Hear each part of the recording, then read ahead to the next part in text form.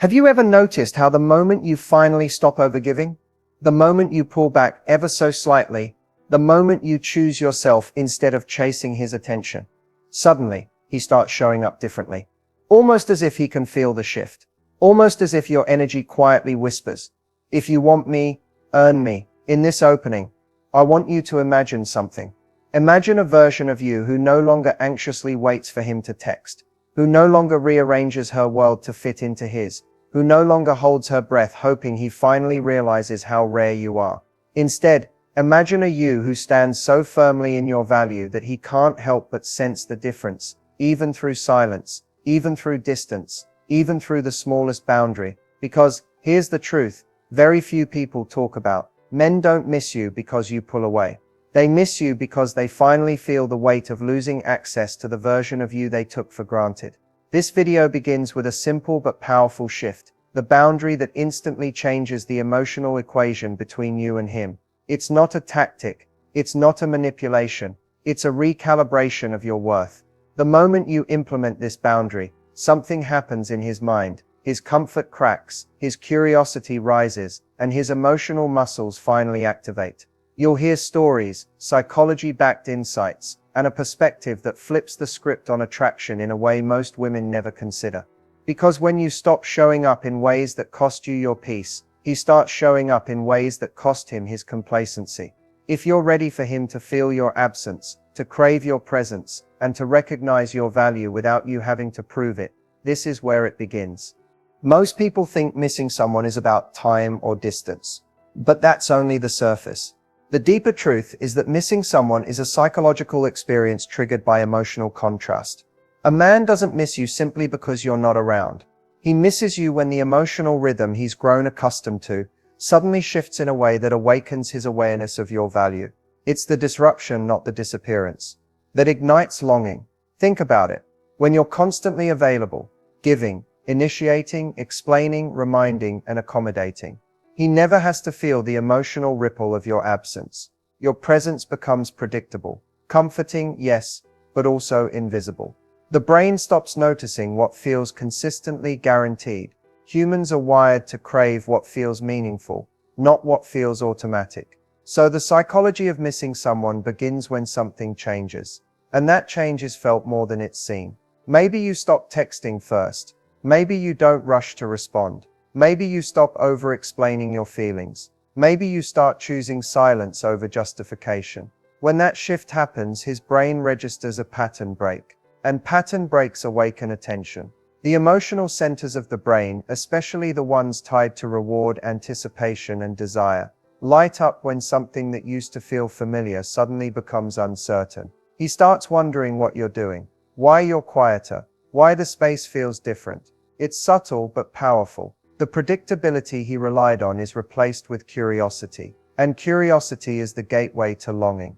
Another layer to this psychology is perceived value. When you step back in a way that feels grounded rather than reactive, he senses the difference. This kind of boundary doesn't say "I'm upset with you." It says "I'm choosing myself," and that message triggers a shift in the way he sees you. Your energy no longer feels needy or chasing, now it feels self-respecting. And that creates emotional tension inside him. Missing someone is also tied to emotional imprinting. Every meaningful interaction you've had with him, your tone, your warmth, the way you made him feel understood, gets stored in his emotional memory. When you step back, those imprints rise to the surface. They become louder because he no longer experiences them in real time. So missing you isn't him longing for the physical presence of a woman. It's him longing for the emotional experience only you created for him. And when that emotional experience is no longer instantly accessible, it becomes valuable again. This is where desire wakes up,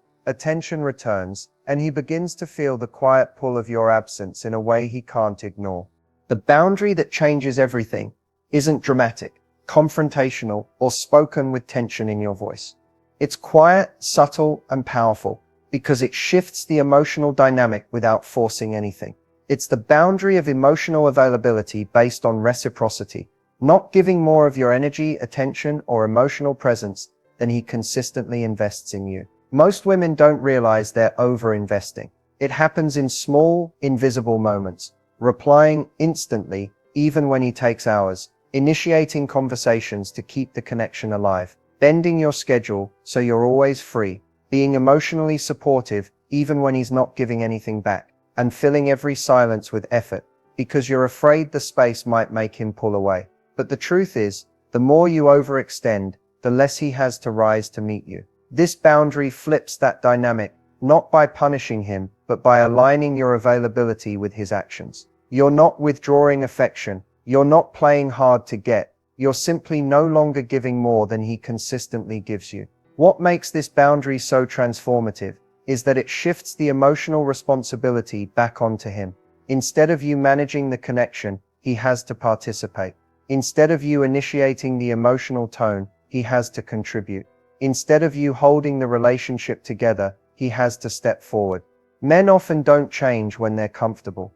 They change when they feel the possibility of losing something meaningful, not because you threaten it, but because your energy no longer compensates for their lack of effort. And this boundary creates exactly that feeling. When you stop overgiving, his mind notices the difference immediately. Not because you've vanished, but because the flow of easy emotional access is no longer guaranteed. The dynamic becomes balanced, and with balance comes clarity. He begins to see how much of the connection was built by your effort, and how little he contributed. That realization creates internal pressure, the good kind, the kind that activates pursuit, engagement, and desire. This boundary also communicates something essential without you saying a word. You value yourself. You're available, but not at the expense of your peace. You're interested, but not at the cost of self-respect. You're loving, but not desperate. Men respond to this type of energy because it signals emotional maturity and confidence. It makes them feel they're interacting with someone who chooses them, not someone who clings to them. One of the biggest misconceptions is that boundaries push men away, but the right boundary doesn't push him away. It pulls the right version of him forward. It gives him space to show initiative, to recalibrate his effort, and to engage from a place of genuine desire instead of convenience. And here's the most important part. Once this boundary is set, you don't enforce it through words. You enforce it through consistency. Your behavior becomes the message. Over time, he begins to meet you where you are, because he senses that this is the only place connection with you can exist. This is why it changes everything. It transforms the relationship, not by forcing him to be different, but by requiring you to be aligned with your worth. Men don't value what feels instantly available. They value what requires emotional participation. This isn't because men are inherently difficult or uninterested. It's because the male mind is deeply wired to connect meaning with effort. When something requires a degree of showing up, choosing, leaning in, and proving oneself, it naturally becomes more valuable. Not because of ego, but because effort creates emotional investment. When everything is given without him having to do anything, your attention, your affection, your time, your reassurance, he doesn't build the internal emotional framework that makes connection meaningful. It's similar to how people often appreciate what they've worked for far more than what was handed to them. The investment creates attachment. The effort creates resonance. This doesn't mean you should withhold love or play games. What it means is that earned connection feels different to men than effortless access. When he has to participate in the dynamic, he becomes emotionally aware of the role he plays in it. His brain begins to tie his identity to the process of pursuing you. I show up for her. I choose her. I put effort into this. That narrative strengthens desire. One of the reasons men value what feels earned is because it appeals to their instinct for purpose. Men are driven by challenge, not difficulty, but meaning. A woman who respects herself, protects her energy, and doesn't collapse her standards for convenience, becomes someone he wants to rise for. She awakens his sense of capability. When he feels capable with you, he feels more connected to you.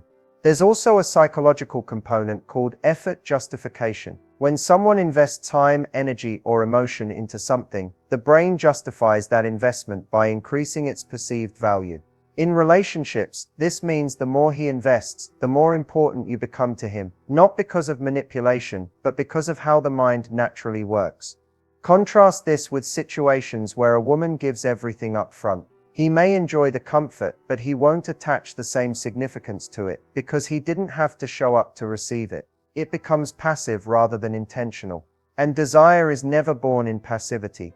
It's born in movement. Another reason men value what feels earned is tied to emotional contrast. When a woman shows care, warmth, and presence selectively, not withholding but intentionally, those moments feel richer and more meaningful. Because they're not constant, he doesn't take them for granted. Men appreciate the emotional depth of a woman who knows when to give and when to step back, and that ebb and flow creates a rhythm that keeps him engaged.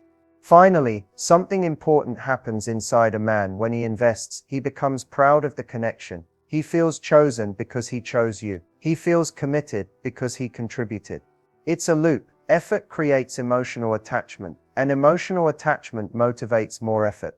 When a man feels he's earned your presence, not because you made it hard, but because you made it valuable, he cherishes it, he respects it, and most importantly, he protects it. Feminine energy that inspires pursuit isn't about acting soft, overly sweet, or pretending to be something you're not. It's about embodying a presence that naturally invites him to show up because he wants to, not because he feels pressured. This kind of energy is grounded, receptive, and confident without needing to prove anything. It communicates, I know my value and I'm open to connection, but I'm not chasing it. What makes feminine energy so magnetic is that it creates emotional contrast. When a woman is centered in herself, she isn't trying to convince a man to choose her. She isn't anxiously managing the dynamic or reading between every line. She isn't trying to earn his affection. She's simply expressing who she is and letting him decide if he's willing to rise to that level of presence. This is incredibly attractive because it removes pressure while still setting a standard.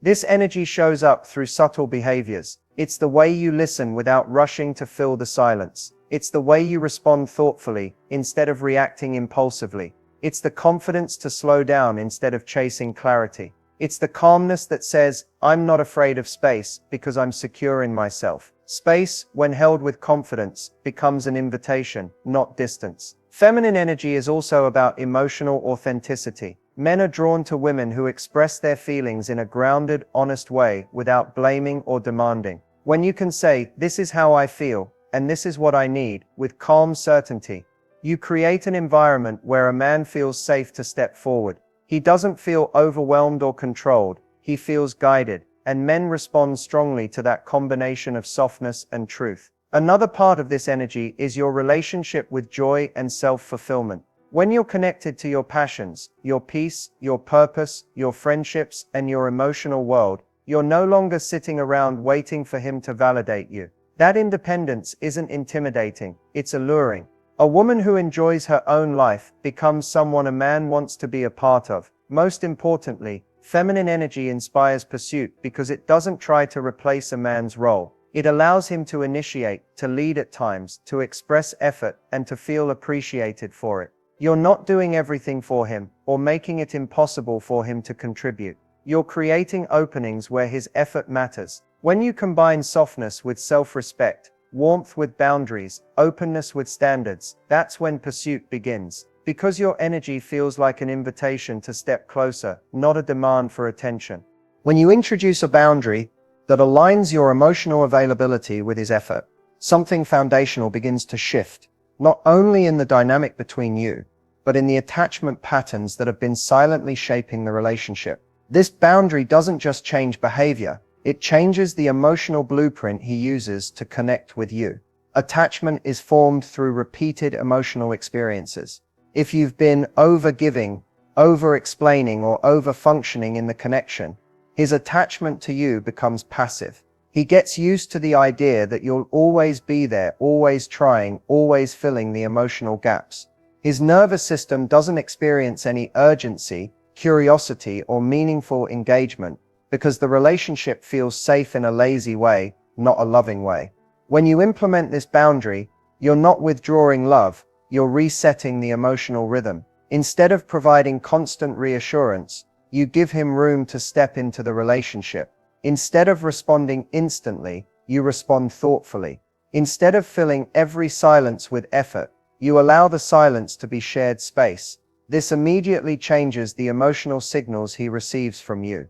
At first, his system might feel confused. He's used to relying on your consistent emotional labor, so when you stop overextending, It disrupts the familiar pattern. But this disruption is exactly what forces his attachment system to activate. He starts thinking, wondering, noticing, because for the first time he's required to participate. This participation rewires his sense of investment. He begins to experience subtle shifts. He has to reach out. He has to initiate. He has to question how he shows up. He has to contribute emotionally instead of coasting. And because he's now putting in effort, his emotional attachment deepens. His mind begins to associate closeness with intentionality rather than convenience. The connection transitions from something he receives passively to something he takes part in maintaining. This boundary also rewires your attachment. Instead of reacting from fear of losing him, fear of disappointing him, fear of being forgotten, you're responding from self-respect. You're no longer anxiously attaching by overgiving. You're securely attaching by staying grounded in your value. That shift in your energy creates stability, not chaos. What makes this boundary so powerful is that it transforms the relationship from you're chasing him emotionally to you're meeting each other equally. An equal investment creates healthy attachment. Instead of dependency, you create interdependence. Instead of imbalance, you create emotional alignment. This is how one boundary quietly restructures the entire attachment dynamic, by teaching both of you to show up in ways that create real intimacy, not one-sided effort. Desire doesn't disappear overnight. It fades slowly, usually because of subtle habits that seem harmless in the moment but accumulate into a pattern that drains attraction. These mistakes aren't about being too much or not enough. They're about unintentionally replacing the emotional polarity that creates desire with behaviors that create predictability, pressure, or emotional heaviness. Understanding these mistakes helps you avoid the silent killers of attraction that many women never realize are happening. One of the biggest mistakes is over-communication driven by insecurity. When you constantly seek reassurance, over-explain your emotions, or cling to frequent check-ins to feel safe, the dynamic shifts from connection to emotional dependence. It makes the relationship feel suffocating, not because you're too emotional, but because your communication becomes a substitute for inner stability. Desire needs space. If every emotional need goes through him, he never has the opportunity to feel his own longing. Another common mistake is reactive decision-making, where you respond impulsively to his actions instead of staying grounded. If he withdraws, you overreach. If he goes quiet, you push harder. This creates a cycle where your behavior is dictated by his inconsistency, which not only exhausts you but also signals that you're emotionally anchored to him instead of yourself. Desire weakens when a man feels he can control your emotional thermostat without doing anything. A third mistake is overfunctioning, doing all the emotional, logistical, and relational labor. This might look like planning every date, initiating every conversation, managing the emotional tone, fixing conflicts instantly, or constantly checking in on his feelings. While it comes from care, it accidentally makes him passive. When he has no role to play, he becomes less engaged, and engagement is the heartbeat of desire. Another subtle desire killer is self-abandonment. When you start changing your boundaries, preferences, or lifestyle to revolve around him, you erase the individuality that made you attractive in the first place. Men are drawn to women with a sense of self, interests, passions, routines, goals. When you trade that identity for closeness, you lose the emotional polarity that fuels excitement. He doesn't want a merged life. He wants a shared life anchored in two solid individuals. A fifth mistake is emotional intensity without balance. Not your emotions themselves, but the pressure that comes from needing constant emotional processing. If every interaction becomes heavy, serious, or intense, it drains the lightness and playfulness that desire thrives on. Chemistry requires emotional depth, yes, but it also needs ease. Without that contrast, the connection begins to feel like work instead of something he wants to return to. Finally, one of the most damaging mistakes is chasing clarity from him instead of creating clarity within yourself. When every uncertainty pushes you to demand answers, labels, explanations, and definitions, you're giving him responsibility for soothing your anxiety. Desire grows from mystery, curiosity, anticipation, not interrogation. What all these mistakes have in common is that they shift you into a role of trying, proving, or managing. When you correct them, you restore balance. You restore your self-respect, and you restore the emotional polarity that allows desire to breathe again. Setting this boundary with confidence isn't about being cold, distant, or emotionally unavailable. It's about aligning your behavior with the level of effort he shows so the connection becomes balanced, not one-sided. Confidence doesn't come from trying to appear strong. It comes from honoring the version of you who refuses to shrink just to keep someone close. When you set this boundary, you're not trying to control him. You're controlling your own emotional investment, so you stop giving beyond what is healthy for you. The first step is inner clarity. You must understand exactly what you want the boundary to accomplish, to stop you from overgiving, to restore emotional balance, and to allow him the space to participate instead of watching you carry everything. Confidence grows when your intentions are clear. Remind yourself, I'm not pulling away, I'm matching the energy being offered. This mindset shift removes guilt and replaces it with empowerment. Next, practice responsive rather than reactive behavior. When he texts you inconsistently, instead of panicking and replying instantly to close the emotional gap, respond at a pace that reflects your own life and your own worth. When he's distant, you don't compensate with extra effort. You simply maintain your presence without filling the space. This doesn't mean ignoring him. It means not abandoning yourself to chase him. Confidence is quiet steadiness, not loud defiance. Another key part of setting the boundary is emotional neutrality. If he pulls back and you respond with fear, the boundary becomes a reaction. If he pulls back and you stay grounded, the boundary becomes a standard. Confidence is built by learning to tolerate emotional discomfort. Maybe he takes longer to respond. Maybe he's not as expressive today. Your old self might panic and overextend. Your new self breathes, observes, and chooses a measured response. This is how your nervous system learns security. You also need to anchor your boundary in self-fulfilling actions. Fill your time with things that nourish you, your work, your goals, your hobbies, your friendships. This isn't a distraction tactic. It's reconnecting with the parts of yourself that exist outside the relationship. The more fulfilled you feel internally, the less tempted you'll be to overgive externally. Confidence comes from having a life that feels rich with or without him. Communication, if needed, should be simple and grounded. You don't lecture him about your boundary. You don't warn him. You don't say, I'm pulling back. Instead, you communicate through behavior. But if the moment ever calls for words, a confident boundary sounds like, I value connection, but I don't want to be the only one holding it together. I'm here, and I want this, but I need balance. Calm, clear, non-demanding. The final piece is consistency. A boundary that changes based on emotion isn't a boundary, it's a negotiation. Confidence grows every time you act in alignment with your worth. At first it might feel unfamiliar, but with repetition, this becomes your new emotional baseline. And when he feels this steady shift, not dramatic, not punishing, just aligned, he begins to rise to meet you. Not because you forced him, but because your confidence created the space for him to step forward.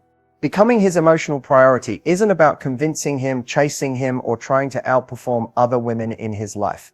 It happens naturally when the emotional experience he has with you stands out, when your presence brings clarity, peace, depth, and connection in a way that feels both grounding and inspiring. Men don't prioritize based on pressure. They prioritize based on emotional impact. They choose what feels meaningful, consistent, and irreplaceable. The first element of becoming his emotional priority is emotional quality over emotional quantity. Many women believe that giving more affection, more attention, more communication will automatically make a man value them.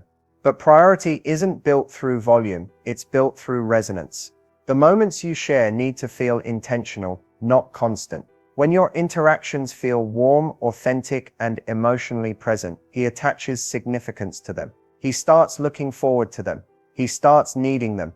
Another core component is embodied self-worth.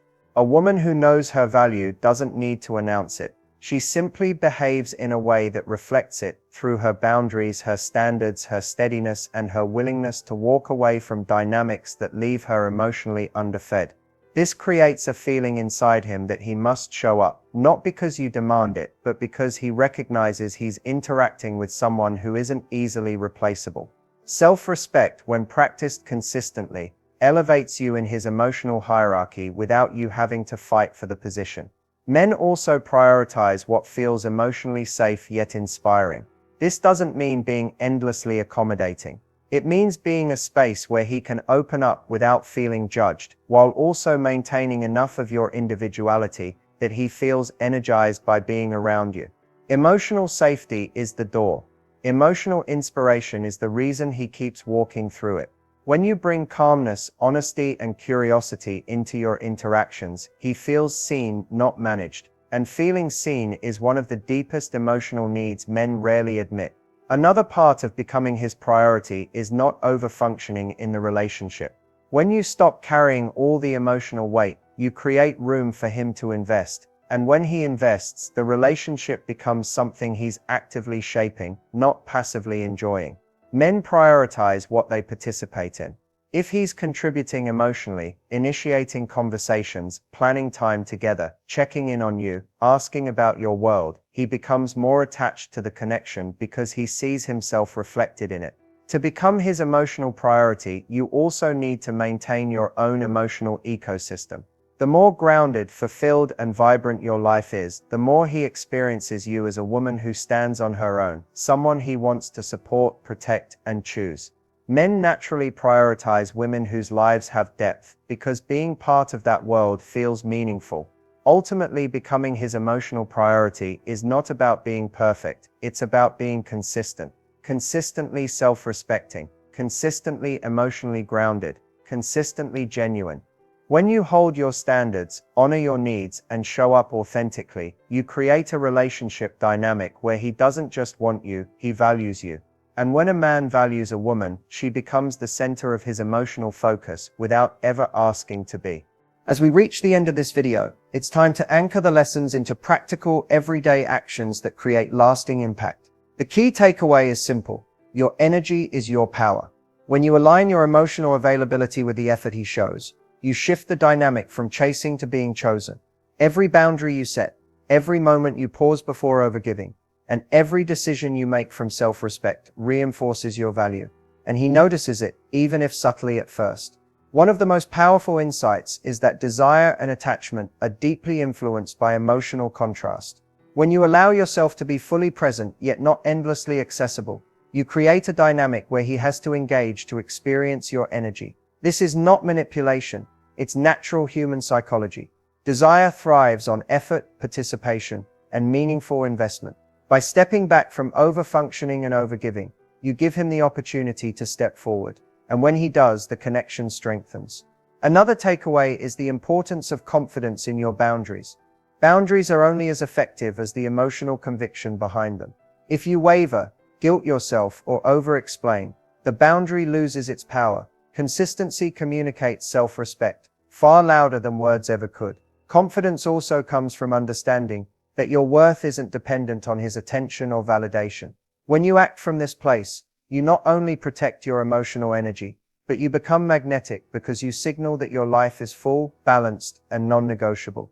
We also learned that feminine energy paired with self-respect creates pursuit. Softness, warmth, and openness draw him in, but it is your groundedness, your independence, and your standards that make him stay. Men naturally pursue what feels earned and meaningful. By holding space for him to invest while maintaining your own life, you invite deeper emotional connection and elevate your position in his heart and mind. Finally, moving forward requires a mindset shift. Stop measuring your value by how much you give, and start measuring it by how aligned you are with your own standards. Desire, respect, and priority are outcomes of the energy you carry, not the effort you expend to chase him. Focus on living intentionally, nurturing yourself, and staying consistent in your boundaries. Over time, the right man will rise to meet you, and the relationship that unfolds will be balanced, fulfilling, and full of genuine connection. This isn't just theory, it's a practical framework for creating relationships where you are cherished, pursued, and emotionally prioritized, simply by honoring yourself first.